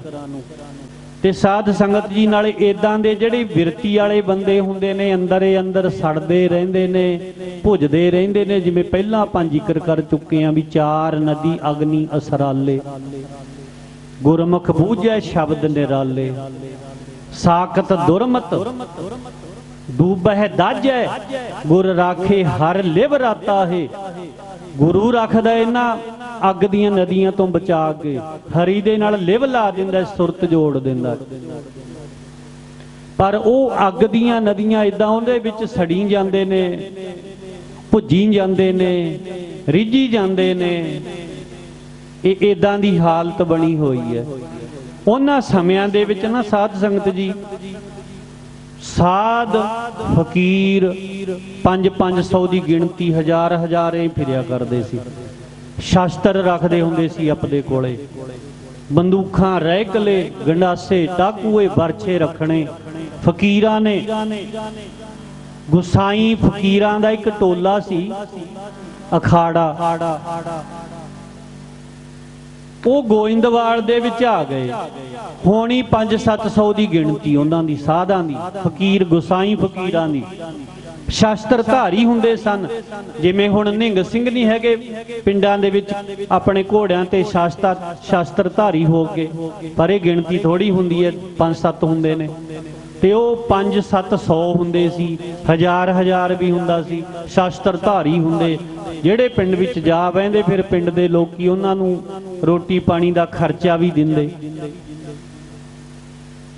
ਇਹਦਾ 500-700 ਫਕੀਰ, ਗੁਸਾਈ ਫਕੀਰਾਂ ਦਾ ਟੋਲਾ, ਉਹਨਾਂ ਦਾ ਉਹ ਅਖਾੜੇ ਵਾਲੇ ਆ ਗਏ ਗੋਇੰਦਵਾਲ। ਜਦੋਂ ਉਹ ਅਖਾੜੇ ਵਾਲੇ ਆ ਗਏ ਤੇ ਉਹਨਾਂ ਨੇ ਰਸਦ ਮੰਗੀ ਗੁਰੂ ਕੇ ਲੰਗਰ ਦੇ ਵਿੱਚੋਂ, ਸਾਧੂ ਜਾਣ ਕੇ ਉਹਨਾਂ ਨੂੰ ਰਸਦ ਦਿੱਤੀ ਗਈ, ਰਸਦ ਦਿੱਤੀ ਗਈ। ਤੇ ਸਾਧ ਸੰਗਤ ਜੀ, ਉਹ ਫਿਰ ਹੁਣ 500-700 ਦੀ ਗਿਣਤੀ ਬਹੁਤ ਹੋ ਜਾਂਦੀ ਹੈ। ਉਹਨਾਂ ਨੇ ਆਪਣੇ ਘੋੜਿਆਂ ਨੂੰ, ਊਠਾਂ ਨੂੰ, ਹਾਥੀਆਂ ਨੂੰ ਦਾਣਾ ਪੱਠਾ ਪਾਉਣਾ, ਪਿੰਡ 'ਚ ਇੱਧਰ ਉੱਧਰ ਘੁੰਮਣਾ।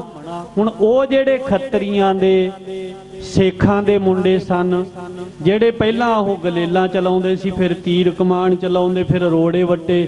ਜਦੋਂ ਐ ਗੁਰਸਿੱਖ ਕਿਸੇ ਪਾਸੇ ਜਾਂਦੇ ਨਾ, ਉਹਨਾਂ ਦੇ ਵੀ ਰੋੜੇ ਮਾਰਦੇ, ਰੋੜੇ ਵੱਟੇ ਮਾਰਦੇ। ਇਹ ਚੰਦਰੀ ਆਦਤ ਹੁੰਦੀ ਹੈ। ਜੇ ਇਸ ਆਦਤ ਨੂੰ ਰੋਕਿਆ ਜਾਵੇ ਤਾਂ ਰੁਕ ਜਾਂਦੀ ਹੈ। ਜੇ ਇਸ ਆਦਤ ਨੂੰ ਰੋਕਿਆ ਨਾ ਜਾਵੇ, ਪਹਿਲਾਂ ਆਪ ਤੋਂ ਛੋਟਿਆਂ ਦੇ, ਫਿਰ ਬਰਾਬਰਦਿਆਂ ਦੇ, ਫਿਰ ਵੱਡਿਆਂ ਦੇ, ਫਿਰ ਹੌਲੀ ਹੌਲੀ ਹੋਰ ਵਧੀ ਜਾਂਦਾ ਹੈ। ਬੰਦੇ ਦੀ ਆਦਤ ਵਧੀ ਜਾਂਦੀ ਹੁੰਦੀ ਹੈ। ਪਹਿਲਾਂ ਨਿੱਕਿਆਂ ਨੂੰ ਗਾਲਾਂ ਕੱਢਣ ਲੱਗ ਜਾਂਦੇ ਨੇ, ਫਿਰ ਬਰਾਬਰਦਿਆਂ ਨੂੰ ਕੱਢਣ ਲੱਗ ਜਾਂਦੇ ਨੇ, ਫਿਰ ਆਪ ਤੋਂ ਵੱਡਿਆਂ ਨੂੰ ਕੱਢਣ ਲੱਗ ਜਾਂਦੇ ਨੇ। ਜਦੋਂ ਆਦਤ ਪੈ ਗਈ, ਫਿਰ ਜਿਹੜੇ ਕੋਈ ਸਤਿਕਾਰਯੋਗ ਹੁੰਦੇ ਨੇ ਉਹਨਾਂ ਨੂੰ ਵੀ ਕੱਢਣ ਲੱਗ ਜਾਂਦੇ ਨੇ। ਆਦਤ ਵਿਗੜਦੀ ਵਿਗੜ ਜਾਂਦੀ ਹੈ। ਇਸੇ ਕਰਕੇ ਸਤ ਸੰਗਤ ਦੇ ਵਿੱਚ ਆਈਏ, ਆਪਾਂ ਆਪਣੀਆਂ ਆਦਤਾਂ ਸੁਧਾਰਨੀਆਂ ਨੇ। ਤਰਨਾ ਕੀ ਹੁੰਦਾ ਹੈ? ਆਪਣੀਆਂ ਗਲਤ ਆਦਤਾਂ ਨੂੰ ਸੁਧਾਰਨਾ, ਆਪਣੀਆਂ ਗਲਤੀਆਂ, ਜ਼ਿੰਦਗੀ ਦੇ ਵਿੱਚੋਂ ਗਲਤ ਆਦਤਾਂ ਕੱਢਣੀਆਂ, ਚੰਗੀਆਂ ਆਦਤਾਂ, ਚੰਗਾ ਸੁਭਾਅ ਬਣਾਉਣਾ ਆਪਣਾ। ਇਹ ਸਤ ਸੰਗਤ ਦੇ ਵਿੱਚ ਆ ਕੇ ਆ ਕੁਝ ਖੱਟਣਾ ਅਸੀਂ ਨੇ। ਕਈ ਅਣਜਾਣ ਇਦਾਂ ਹੁੰਦੇ ਨੇ ਵੀ ਕੀ ਮਿਲੇਗਾ, ਗੁਰਦੁਆਰੇ ਜਾਓਗੇ, ਦੀਵਾਨ 'ਚ ਜਾਓਗੇ, ਸਤਸੰਗ 'ਚ ਜਾਓਗੇ, ਕੀ ਮਿਲੇਗਾ? ਭਾਈ ਆਹ ਦਾਤਾਂ ਮਿਲਦੀਆਂ ਨੇ ਇੱਥੋਂ, ਸਹਿਣਸ਼ੀਲਤਾ ਮਿਲਦੀ ਹੈ, ਧੀਰਜ ਮਿਲਦਾ ਹੈ, ਵਿਵੇਕ ਮਿਲਦਾ ਹੈ, ਗਿਆਨ ਮਿਲਦਾ ਹੈ, ਜ਼ਿੰਦਗੀ ਜਿਉਣ ਦਾ ਚੱਜ ਮਿਲਦਾ ਹੈ। ਗੁਰੂ ਦੇ ਕੋਲੋਂ, ਬਾਣੀ ਦੇ ਵਿੱਚੋਂ, ਸਾਧ ਸੰਗਤ ਦੇ ਵਿੱਚੋਂ ਇਹ ਚੀਜ਼ਾਂ ਮਿਲਦੀਆਂ ਨੇ। ਆਦਤ ਵਿਗੜਦੀ ਬੰਦੇ ਦੀ ਵਿਗੜ ਜਾਂਦੀ ਹੈ।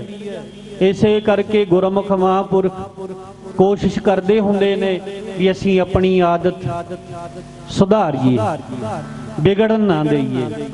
ਜੇ ਗਾਲਾਂ ਕੱਢਣ ਦੀ ਆਦਤ ਪੈ ਗਈ, ਪਹਿਲਾਂ ਛੋਟਿਆਂ ਨੂੰ, ਫਿਰ ਬਰਾਬਰਦਿਆਂ ਨੂੰ, ਫਿਰ ਵੱਡਿਆਂ ਨੂੰ, ਫਿਰ ਹੋਰ ਵੱਡਿਆਂ ਨੂੰ, ਇਦਾਂ ਆਦਤ ਵਿਗੜ ਜਾਂਦੀ ਹੈ। ਤੇ ਉਹ ਸੇਖਾਂ ਦੇ ਮੁੰਡੇ ਜਿਹੜੇ ਸੀ, ਪਹਿਲਾਂ ਤਾਂ ਸੰਗਤਾਂ ਦੇ ਗੁਰਸਿੱਖਾਂ ਦੇ ਹੱਥ ਚੁੱਕਦੇ ਸੀ, ਉਹਨਾਂ ਦੀ ਆਦਤ ਪੱਕ ਗਈ। ਹੁਣ ਜਦੋਂ ਉਹ ਗੁਸਾਈ ਫਕੀਰ 500-700 ਦੀ ਗਿਣਤੀ ਗੋਇੰਦਵਾਲ ਦੇ ਵਿੱਚ ਉਤਰਿਆ ਟੋਲਾ, ਉਹਨਾਂ ਦਾ ਅਖਾੜਾ ਆ ਕੇ, ਤੇ ਉਹਨਾਂ ਨੇ ਉਹ ਫਕੀਰਾਂ ਨੂੰ, ਗੁਸਾਈਆਂ ਨੂੰ ਵੀ ਫਿਰ ਰੋੜੇ ਵੱਟੇ ਮਾਰਨੇ ਸ਼ੁਰੂ ਕੀਤੇ।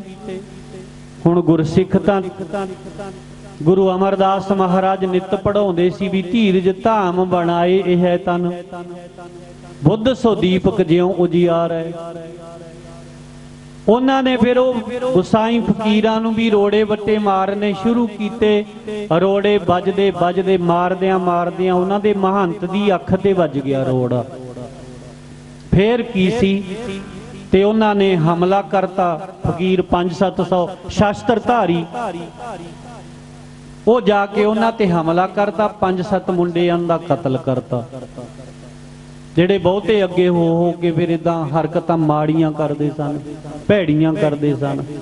5-7 ਮੁੰਡਿਆਂ ਦਾ ਕਤਲ ਕਰਤਾ, ਘਰ-ਬਾਰ ਲੁੱਟ ਲਏ ਉਹਨਾਂ ਦੇ। ਇਹ ਹਾਲ ਹੋਇਆ। ਅਜੇ 15-20 ਦਿਨ ਹੋਏ ਸਨ ਇਸ ਭਾਣੇ ਵਰਤੇ ਨੂੰ, ਅਜੇ 15-20 ਦਿਨ ਹੋਏ ਸਨ।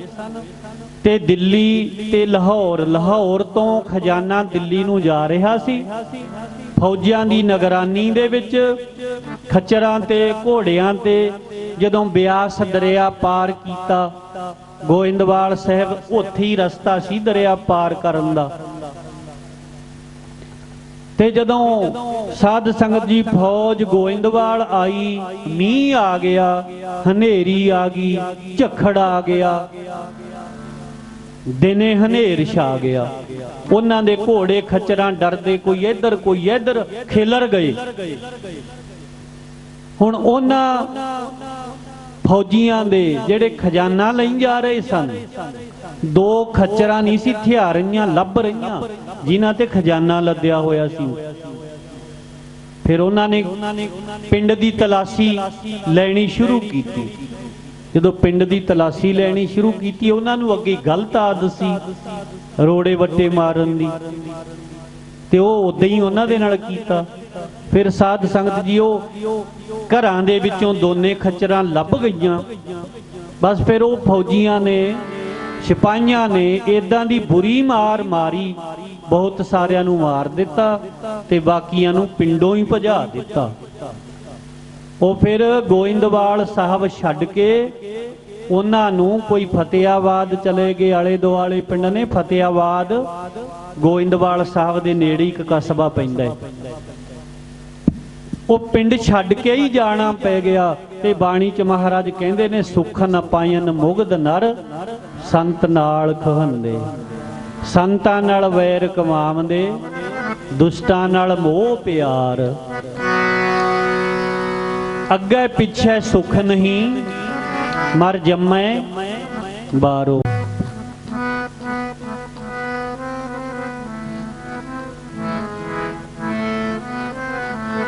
ਇਹ ਵੀ ਗੁਰੂ ਅਮਰਦਾਸ ਜੀ ਦੇ ਵਚਨ। ਸੰਤਾਂ ਨਾਲ ਬੈਰ ਕਮਾਵੰਦੇ, ਦੁਸ਼ਟਾਂ ਨਾਲ ਮੋਹ ਪਿਆਰ।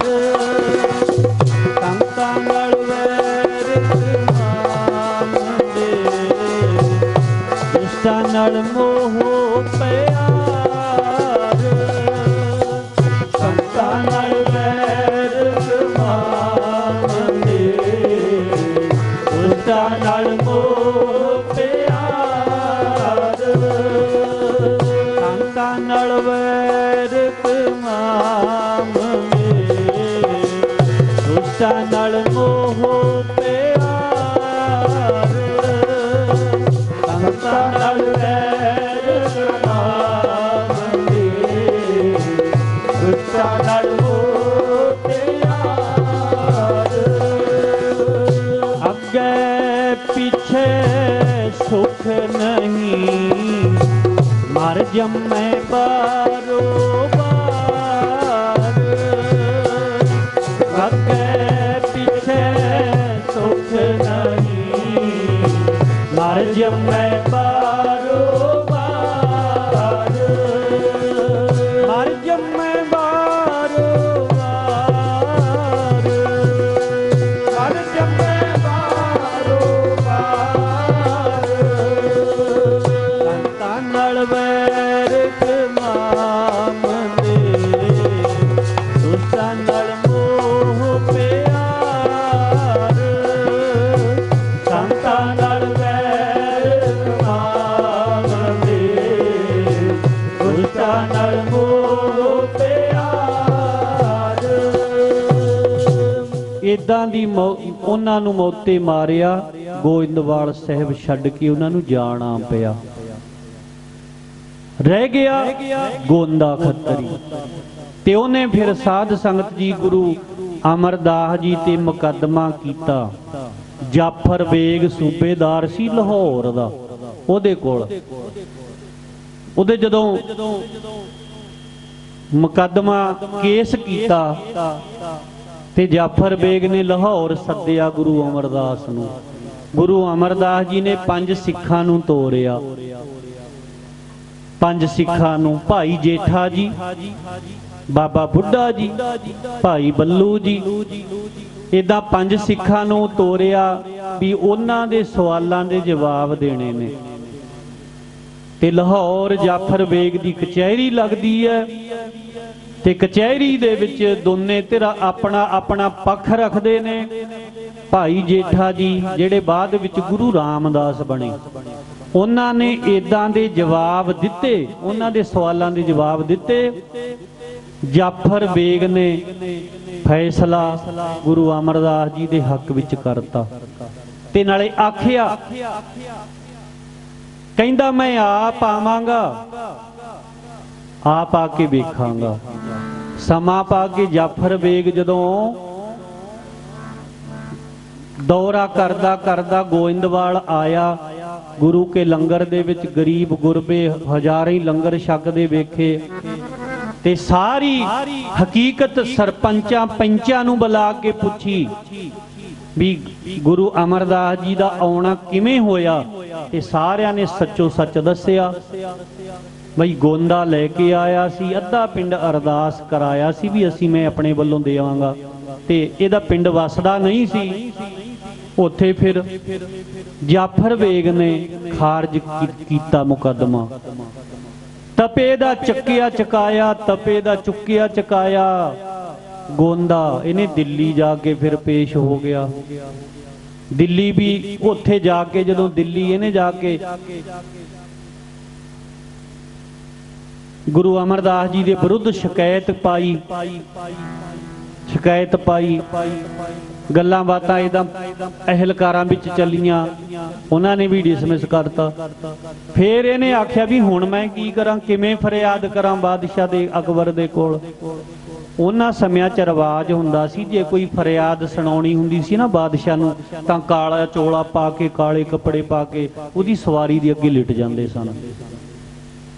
ਇਹ ਗੋਂਦਾ ਤੇ 5-7 ਇਹਦੇ ਸਾਥੀ ਜਾ ਕੇ ਬਾਦਸ਼ਾਹ ਜਾ ਰਿਹਾ ਸੀ, ਕਾਲੇ ਚੋਲੇ ਪਾ ਕੇ ਲਿਟ ਗਏ। ਬਾਦਸ਼ਾਹ ਪੁੱਛਦਾ ਦੱਸੋ ਬਈ ਕਿਉਂ? ਦੱਸਿਆ ਵੀ ਇਦਾਂ ਕਰਕੇ ਗੁਰੂ ਅਮਰਦਾਸ ਗੁਰੂ ਨਾਨਕ ਦੀ ਗੱਦੀ ਦੇ ਤੀਸਰੇ ਗੁਰੂ, ਤੇ ਉਹ ਇਦਾਂ ਸਾਡੇ ਆ ਕੇ ਕਾਬਜ ਹੋ ਗਏ। ਜਦੋਂ ਸਾਰੀ ਹਕੀਕਤ ਇਧਰੋਂ ਉਧਰੋਂ ਸਿੱਖਾਂ ਤੋਂ ਵੀ ਸੁਣੀ, ਫਿਰ ਇਹਨਾਂ ਨੂੰ ਉੱਥੋਂ ਵੀ ਇਹਨਾਂ ਦਾ ਜਿਹੜਾ ਸੀ ਉਹ ਕੇਸ ਖਾਰਜ ਕਰ ਦਿੱਤਾ। ਫਿਰ ਜਦੋਂ ਉੱਥੋਂ ਵੀ ਫਿਟਲਾਣਤਾਂ ਪਈਆਂ, ਫਿਰ ਸਾਧ ਸੰਗਤ ਜੀ ਜਦੋਂ ਇਹ ਵਾਪਸ ਪਿੰਡ ਆਇਆ ਨਾ, ਪਿੰਡ ਆਪਣੇ ਘਰ ਨਹੀਂ ਆਇਆ ਵੀ ਕਿਹੜੇ ਮੂੰਹ ਮੈਂ ਪਿੰਡ ਮੂੰਹ ਮੱਥੇ ਲੱਗਾ, ਮੋਤਬਰ ਬੰਦਾ ਮੈਂ ਪਿੰਡ ਦਾ, ਕਿਵੇਂ ਮੈਂ ਆਪਣੇ ਘਰ ਵਿੱਚ ਜਾਵਾਂ। ਖੇਤ ਖੂਹ ਤੇ ਚਲਿਆ ਗਿਆ। ਗੁਰਬਾਣੀ ਦੇ ਵਿੱਚ ਗੌੜੀ ਰਾਗ ਦੇ ਵਿੱਚ ਇਹ ਸ਼ਬਦ ਹੈ, ਬਾਣੀ ਪੜਨ ਵਾਲੇ ਧਿਆਨ ਦੇ ਲਿਓ। ਇਹ ਸ਼ਬਦ ਬਹੁਤੀ ਭਤੀਜੀ ਫਿਰ ਆਣ ਘਰ ਪਾਇਆ। ਇਹ ਸ਼ਬਦ ਉਸ ਸਾਖੀ ਦੇ ਨਾਲ ਮਿਲਦਾ ਹੈ। ਉਸ ਅਰਲ ਬਰਲ ਮੂੰਹੋਂ ਨਿਕਲੇ ਨਿਤ ਭੁੱਖਾ ਕੂਕੇ ਤਿਹਾਇਆ। ਬਸ਼ਰਮੀ ਦਾ ਮਾਰਾ ਘਰ ਨਾ ਆਵੇ, ਕਹਿੰਦਾ ਇੱਥੇ ਘਰ ਪਾ ਲਵਾਂਗਾ, ਮੈਂ ਪਿੰਡ ਨਹੀਂ ਵੜਨਾ। ਮੈਂ ਕਿਹੜੇ ਮੂੰਹ ਲੋਕਾਂ ਦੇ ਮੂੰਹ ਮੱਥੇ ਲੱਗਾ ਹੁਣ। ਲਾਹੌਰ ਦੇ ਵਿੱਚ ਮੈਂ ਸ਼ਿਕਾਇਤ ਕੀਤੀ, ਉੱਥੋਂ ਵੀ ਮੇਰੀ ਹਾਰ ਹੋ ਗਈ। ਦਿੱਲੀ ਕੀਤੀ, ਉੱਥੋਂ ਵੀ ਮੇਰੀ ਹਾਰ ਹੋ ਗਈ। ਕਿਉਂਕਿ ਕਰਮ ਹੀ ਇਦਾਂ ਦੇ ਸਨ। ਇੱਕ ਪਾਸੇ ਨਿਰਵੈਰ ਨੇ, ਨਿਰਵੈਰੇ ਸੰਗ ਜੋ ਬੈਰ ਰਚਾਏ, ਹਰ ਦਰ ਗਏ ਉਹ ਹਾਰੈ। ਕਹੋ ਨਾਨਕ ਸੰਤਨ ਕਾ ਰਾਖਾ, ਪਾਰ ਬ੍ਰਹਮ ਨਿਰੰਕਾਰ ਹੈ। ਨਿਰਵੈਰਿਆਂ ਦੇ ਨਾਲ ਕਹਿੰਦੇ ਵੈਰ ਨਹੀਂ ਰਚਾਈਂਦਾ।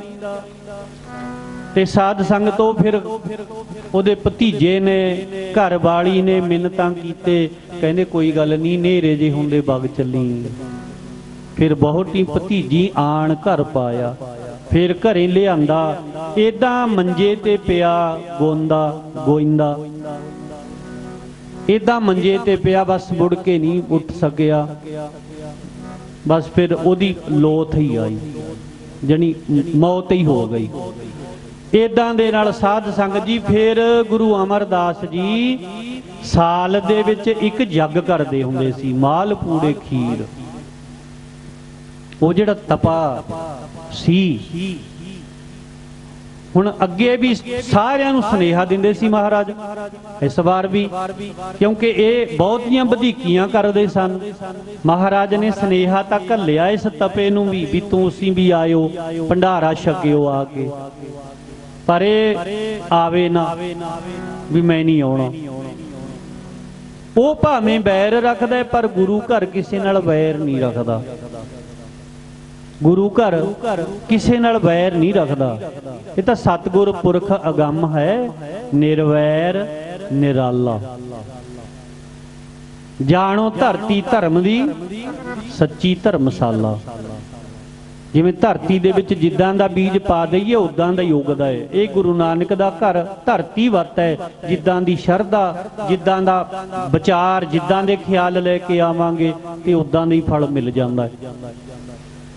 ਤੇ ਸਾਧ ਸੰਗਤ ਜੀ ਮਹਾਰਾਜ ਨੇ ਸੁਨੇਹਾ ਘੱਲਿਆ ਵੀ ਤਪਾ ਜੀ ਆਇਓ, ਭੰਡਾਰਾ ਛਕਿਓ। ਕਹਿੰਦਾ ਮੈਂ ਨਹੀਂ ਆਉਣਾ।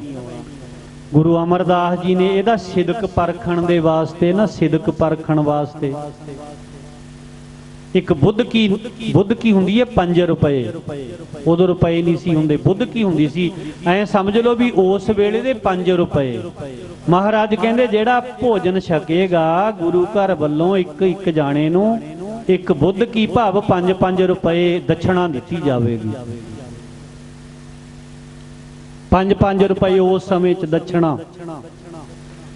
ਇਸ ਤਪੇ ਨੇ ਹੁਣ ਉਹ ਜਿਹੜਾ ਦਰਵਾਜ਼ਾ ਸੀ ਗੇਟ ਉੱਥੋਂ ਦੀ, ਤਾਂ ਇਹਨੇ ਸ਼ਰਮ ਮੰਨੀ ਬਈ ਜੇ ਮੈਂ ਆਪ ਤਾਂ ਚਲੋ ਨਹੀਂ ਜਾਣਾ, ਆਪਦੇ ਮੁੰਡੇ ਨੂੰ ਭੇਜਦੇ ਆ, 5 ਰੁਪਏ ਤਾਂ ਮਿਲਣਗੇ।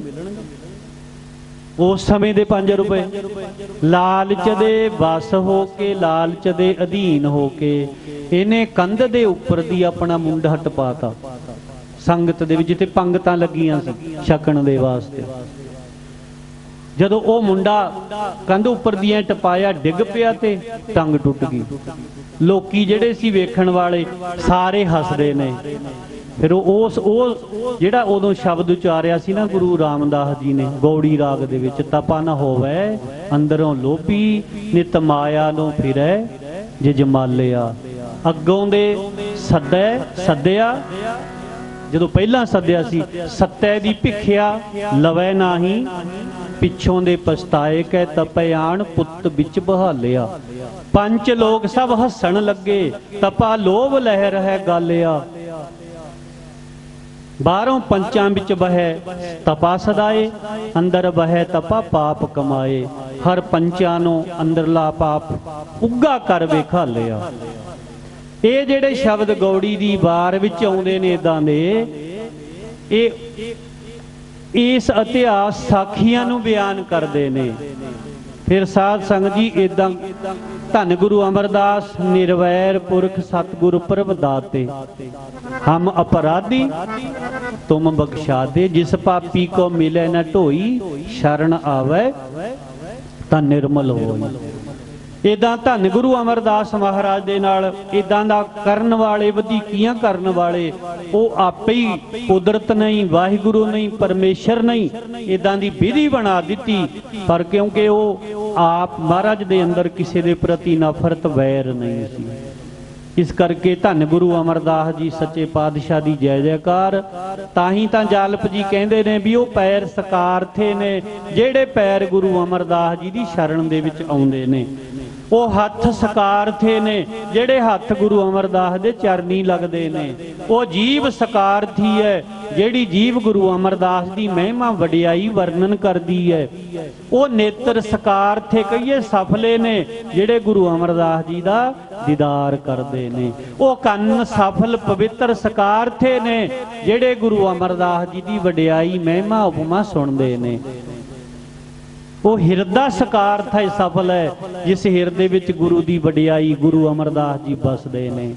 ਉਹ ਸਿਰ ਵੀ ਸਫਲ ਹੈ, ਸਕਿਆਥ ਸੋ ਸਿਰ ਜਾਲਪ ਭਣੈ ਜੋ ਸਿਰ ਨਿਵੈ ਗੁਰ ਅਮਰ ਨਿਤ। ਇਦਾਂ ਭਾਈ ਧੰਨ ਗੁਰੂ ਅਮਰਦਾਸ ਸੱਚੇ ਪਾਤਸ਼ਾਹ ਤੇਰੀ ਉਪਮਾ ਤੋਹੇ ਬਣ ਆਵੈ, ਤੇਰੀ ਉਪਮਾ ਤੋਹੇ ਬਣ ਆਵੈ, ਉਪਮਾ ਤੋਹੇ ਬਣ ਆਵੈ, ਉਪਮਾ ਤੋਹੇ ਬਣ ਆਵੈ, ਤੋਹੇ ਬਣ ਆਵੈ, ਉਪਮਾ ਤੋਹੇ ਬਣ ਆਵੈ, ਤੇਰੀ ਉਪਮਾ ਤੋਹੇ ਬਣ ਆਵੈ, ਤੇਰੀ ਉਪਮਾ ਤੋਹੇ ਬਣ ਆਵੈ, ਤੋਹੇ ਬਣ ਆਵੈ, ਤੇਰੀ ਉਪਮਾ ਤੋਹੇ ਬਣ ਆਵੈ, ਉਪਮਾ ਤੋਹੇ ਬਣ ਆਵੈ, ਤੇਰੀ ਉਪਮਾ ਤੋਹੇ ਬਣ ਆਵੈ। ਭੱਲੇ ਅਮਰਦਾਸ ਗੁਣ ਤੇਰੇ, ਭੱਲੇ ਅਮਰਦਾਸ ਗੁਣ ਤੇਰੇ, ਭੱਲੇ ਅਮਰਦਾਸ ਗੁਣ ਤੇਰੇ, ਭੱਲੇ ਅਮਰਦਾਸ ਗੁਣ ਤੇਰੇ, ਭੱਲੇ ਅਮਰਦਾਸ ਗੁਣ ਤੇਰੇ, ਭੱਲੇ ਅਮਰਦਾਸ ਗੁਣ ਤੇਰੇ।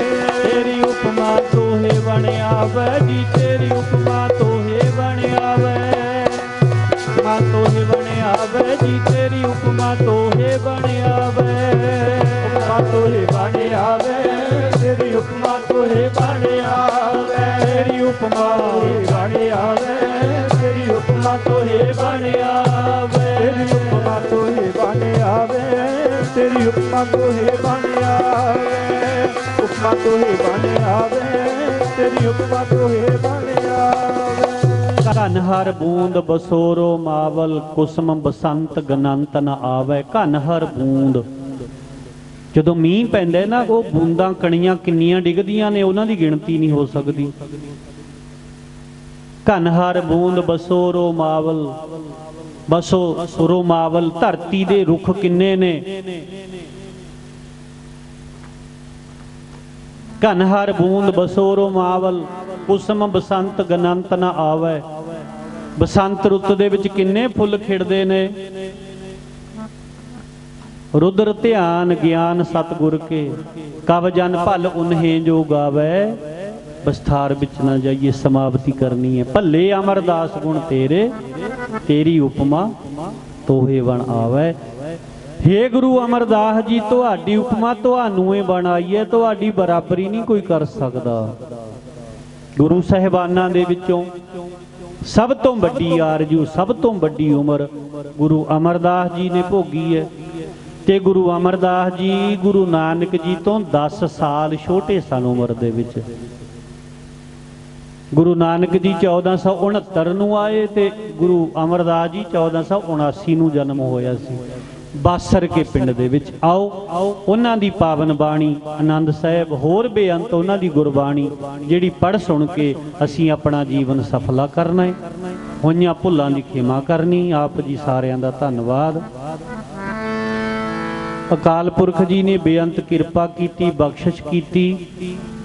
ਗਰਮੀ ਕਿੰਨੀ ਪੈ ਰਹੀ ਸੀ, ਆ ਹਵਾ ਚੱਲ ਪਈ, ਸੋਹਣਾ ਮੌਸਮ ਹੋ ਗਿਆ। ਵੈਸੇ ਸਵੇਰ ਦੀ ਚਲੋ ਮੌਸਮ ਠੀਕ ਹੋ ਰਿਹਾ ਹੈ। ਜਿਹੜਾ ਅੱਗੇ ਜੂਨ ਮਹੀਨੇ ਦਾ ਦੀਵਾਨ ਹੈ ਉਹ 14 ਜੂਨ ਮੰਗਲਵਾਰ। ਸੋ ਆਪ ਜੀ ਸਾਰਿਆਂ ਨੇ ਕਿਰਪਾ ਕਰਨੀ ਤੇ ਅਗਲੀ ਪੂਰਨਮਾਸੀ ਤੇ ਖੰਡੇ ਬਾਟੇ ਦਾ ਅੰਮ੍ਰਿਤ ਵੀ ਤਿਆਰ ਹੋਣਾ। ਇਸ ਵਾਰ ਨਹੀਂ ਸੀ ਰੱਖਿਆ ਗਿਆ। ਸੋ ਜਿਨ੍ਹਾਂ ਨੇ ਅੰਮ੍ਰਿਤ ਛਕਣਾ ਹੋਵੇ ਤੇ ਜਿਨ੍ਹਾਂ ਨੇ ਛਕਿਆ ਤੇ ਆਪਾਂ ਸਤ ਸੰਗਤ ਦੇ ਵਿੱਚ ਆ ਕੇ ਇਦਾਂ ਭਾਈ ਚੰਗਾ ਸੁਭਾਅ ਬਣਾਉਣਾ ਹੈ, ਆਪਣਾ ਚੰਗੇ ਗੁਣ ਧਾਰਨ ਕਰਨੇ ਨੇ। ਆਪਾਂ ਨੇ ਚੰਗੇ ਨਾਗਰਿਕ ਬਣਨਾ ਹੈ, ਆਪਾਂ ਨੇ ਚੰਗੇ ਇਨਸਾਨ ਬਣਨਾ ਹੈ, ਕਿਸੇ ਨੂੰ ਸੁੱਖ ਦੇਣਾ ਹੈ, ਦੁੱਖ ਨਹੀਂ ਦੇਣਾ, ਕਿਸੇ ਦੀ ਪ੍ਰਸੰਨਤਾ ਹੀ ਲੈਣੀ ਹੈ। ਇਸ ਕਰਕੇ ਇਹ ਚੰਗੇ ਗੁਣ ਨੇ ਜਿਹੜੇ ਸਤ ਸੰਗਤ ਦੇ ਵਿੱਚੋਂ ਪ੍ਰਾਪਤ ਹੁੰਦੇ ਹਨ। ਆਪ ਜੀ ਸਾਰਿਆਂ ਦਾ ਧੰਨਵਾਦ। ਆਨੰਦ ਸਾਹਿਬ ਤੇ ਫਿਰ ਆਪਾਂ ਅਰਦਾਸ ਵਿੱਚ ਜੁੜਦੇ ਹਾਂ। ਰਾਮ ਕਲੀ ਮਹੱਲਾ ਤੀਜਾ। ਆਨੰਦ ਇੱਕ ਓੰਕਾਰ ਸਤਿਗੁਰ ਪ੍ਰਸਾਦ। ਆਨੰਦ ਪਿਆ ਮੇਰੀ ਮਾਏ ਸਤਿਗੁਰੂ ਮੈਂ ਪਾਇਆ। ਸਤਿਗੁਰ ਤਾਂ ਪਾਇਆ ਸਹਿਜ ਸੇਤੀ ਮਨ ਵਜੀਆਂ ਵਾਧਾਈਆਂ। ਪਰਵਾਰ ਪਰੀਆਂ ਸ਼ਬਦ ਗਾਵਣ ਆਈਆਂ। ਸ਼ਬਦੋ ਤਾਂ ਗਾਵੋ ਹਰੀ ਕੇਰਾ ਮਨ ਜਿਨੀ ਬਸਾਇਆ। ਕਹਿ ਨਾਨਕ ਆਨੰਦ ਹੋਆ ਸਤਿਗੁਰੂ ਮੈਂ ਪਾਇਆ। ਤੇ ਮਨ ਮੇਰਿਆ ਤੂੰ ਸਦਾ ਰਹੋ ਹਰ ਨਾਲੇ। ਹਰ ਨਾਲ ਰਹੋ ਤੂੰ ਮਨ ਮੇਰੇ ਦੁੱਖ ਸਭ ਵਿਸਾਰਨਾ। ਅੰਗੀਕਾਰੋ ਕਰੇ ਤੇਰਾ ਕਾਰਜ ਸਭ ਸਵਾਰਨਾ। ਸਭ ਨਗਨ ਸਮਰੱਥ ਸੁਆਮੀ ਸੋ ਕਿਉ ਮਨ ਹੋਇ ਸਾਜੇ। ਕਹੈ ਨਾਨਕ ਮਨ ਮੇਰੇ ਸਦਾ ਰਹੋ ਹਰ ਨਾਲੇ। ਸਾਚੇ ਸਾਹਿਬਾ ਕਿਆ ਨਹੀਂ ਕਰ ਤੇਰੇ। ਕਰਤਾ ਤੇਰੇ ਸਭ ਕਿਛ ਹੈ ਜਿਸ ਦੇ ਸੋ ਪਾਵੇ। ਸਦਾ ਸਿਫਤ ਸਲਾਹ ਤੇਰੀ ਨਾਮ ਮਨ ਬਸਾਵੇ। ਨਾਮ ਜਿਨ ਕੈ ਮਤ ਵਸਿਆ ਵਾਜੇ ਸ਼ਬਦ ਚਲੇ ਦੇ। ਕਹਿ ਨਾਨਕ ਸੱਚੇ ਸਾਹਿਬ ਕਿਆ ਨਹੀਂ ਕਰ ਤੇਰੇ। ਸਾਚਾ ਨਾਮ ਮੇਰਾ ਆਧਾਰੋ। ਸਾਚਾ ਮੇਰਾ ਆਧਾਰ ਮੇਰਾ ਜਿਨ ਭੁਖਾ ਸਭ ਗਵਾਈਆਂ। ਕਰ ਕਾਂਤ ਸੁਖ ਮਨ ਆਏ ਵਸਿਆ ਜਿਨ ਇੱਛਾ ਸਭ ਪੁਜਾਈਆਂ। ਸਦਾ ਕੁਰਬਾਨ ਕੀਤਾ ਗੁਰੂ ਤੋਂ ਦਿੱਤੀਆਂ ਇਹ ਵਡਿਆਈਆਂ। ਕਹਿ ਨਾਨਕ ਸੁਣੋ ਸੰਤੋ ਸ਼ਬਦ ਚਲੋ ਪਿਆਰੋ ਸਤ। ਨਾਮ ਜਾਇਆ ਗਾਦੋ ਵਾਜੇ ਪੰਜ ਸ਼ਬਦ ਨਿਤ ਘਰ ਸੁਭਾਗੈ। ਘਰ ਸੁਭਾਗੈ ਸਭ ਵਾਜੇ ਕਲਾ ਨਿਤ ਘਰ ਧਾਰੀਆ। ਪੰਜ ਦੂਤ ਤੁਧ ਵਸ ਕੀਤੇ ਕਾਲ ਕੰਟ ਮਾਰਿਆ। ਗੁਰ ਕਰ ਪਾਇਆ ਤੁਧ ਜਿਨ ਕੋ ਤੇ ਨਾਮ ਹਰਿ ਕੈ ਲਾਗੇ। ਕਹਿ ਨਾਨਕ ਤਹਿ ਸੁਖ ਹੋਆ ਕਿਤ ਕਰ ਅਨਹਦ ਵਾਗੇ। ਆਨੰਦ ਸੁਣੋ ਬੜ ਭਾਗੀ ਹੋ ਸਗਲ ਮਨੋਰਥ ਪੂਰੇ। ਪਾਰ ਬ੍ਰਹਮ ਪ੍ਰਭ ਪਾਇਆ ਉਤਰੇ ਸਗਲ ਵਿਸੂਰੇ। ਦੁਖ ਰੋਗ ਸੰਸਾਰ ਉਪਜੇ ਸੁਣੀ ਸੱਚੀ ਬਾਣੀ। ਸੰਤ ਸਾਜਨ ਭਏ ਸਰਸੇ ਪੂਰੇ ਗੁਰ ਤੇ ਜਾਣੀ। ਜੇ ਪੁਨੀਤ ਕਹਤੇ ਕਰੇ ਪਤ ਗੁਰ ਰਹਿਆ ਪਰ ਪੂਰੇ। ਬਿਨ ਬੰਤ ਨਾਨਕ ਗੁਰ ਚਰਨ ਲਾਗੇ ਵਾਜੇ ਅਨਹਦ ਤੂੰ ਦੇ ਸਰਲੋਕ। ਪਾਵਨ ਗੁਰੂ ਪਾਣੀ ਪਿਤਾ ਮਾਤਾ ਤਰਕ ਮਹਤ। ਰਾਤ ਦੋਏ ਗਾਈ ਗਾਇਆ ਖੇਲੇ ਸਗਲ ਰਗਤ। ਚੰਗਿਆਈਆਂ ਬੁਢਿਆਈਆਂ ਵਾਚੇ ਧਰਮ ਹਦੂਰ। ਕਰਮੀ ਆਪੋ ਆਪਣੀ ਕੇ ਨੇੜੇ ਕੇ ਦੂਰ। ਜਿਨੀ ਨਾਮ ਤੇ ਆਇਆ ਕਹੇ ਮਸਤ ਪ੍ਰਸਾਦ। ਨਾਨਕ ਤੇ ਮੁਖ ਉਜਲੇ ਕੀਤੀ ਛੁਟੀ ਨਾਲ। ਬੋਲੋ ਵਾਹਿਗੁਰੂ ਜੀ ਕਾ ਖਾਲਸਾ ਵਾਹਿਗੁਰੂ ਜੀ ਕੀ ਫਤਿਹ ਫਤਿਹ। ਵਾਹਿਗੁਰੂ ਜੀ ਕਾ ਖਾਲਸਾ ਵਾਹਿਗੁਰੂ ਜੀ ਕੀ ਫਤਿਹ ਫਤਿਹ। ਬੋਲੋ ਵਾਹਿਗੁਰੂ